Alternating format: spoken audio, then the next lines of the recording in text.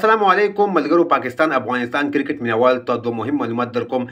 پاکستان او استرالیا چې کوم ټیسټ میچ روان دی، پرایم منسٹر په نوم باندې چې کوم 11 دی د هغې سره کوم ټیسټ میچ روان دی او ورځ ختمه شوه. پاکستان ټیم بهترین پرفارم شو کو. د هغې سکور کارډ ته شروع کوم او دویم نمبر باندې افغانستان انډر 19 ټیم چې کوم دی دوبۍ ته چې ځي د ایشیا کپ دپاره د هغې سپانسر څوک شو، دغه سپانسر هم درسره شریک کوم. دواړه معلومات په دغه ویډیو کې در کوم. ویډیو خپله هم وګورئ او مخکې ملګرو سره ضرور شریک کړئ.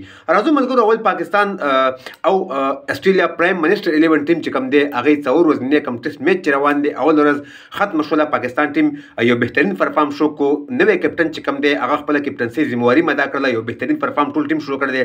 340 سکور چې دی پاکستان ټیم وکړل، شپږ لوبغاړي وسوېدل.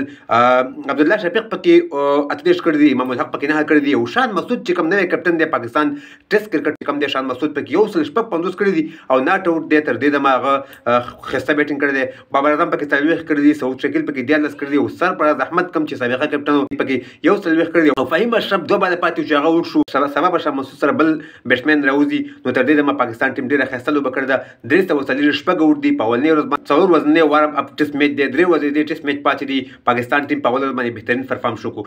دویم نمبر باندې افغانستان انډر 19 ټیم چې کوم په دوبۍ ته ځي ایشیا کپ دپاره ځي، د هغې سپانسر چې کوم دی افغانستان خپله کمپني ده. مرحبا د موټر پلورنې شرکت چې کوم په دوبۍ کې دی هغې د دې سپانسر شو. د دې ټیم ټول اخراجات به دغه مرحبا کمپنۍ والا شرکت دی، د ګاډو چې کوم شرکت دی په دوبۍ کې، هغه به د دې هغه ټول اخراجات په خپله غاړه باندې واخیستو. د دې سپانسر د دې ایشیا کپ سپانسر چې کوم دی انډر 19 ایشیا کپ سپانسر چې کوم دی هغه مرحبا د موټر شرکت چې کوم دی هغه شو. نو دغه د کرکټ په اړه باندې دوه تازه معلومات چې تاسو سره شریک کړل. د ویډیو کتلو ډېره مننه. ویډیو د خپل ملګرو سره ضرور شریک کړئ، زموږ پیج هم سره فالو کړئ او زموږ دغه یوټیوب چینل سره ضرور سبسکرایب کړئ د نور کرکټ تازه معلوماتو لپاره. نور ښه وخت ولرئ. د الله په امان.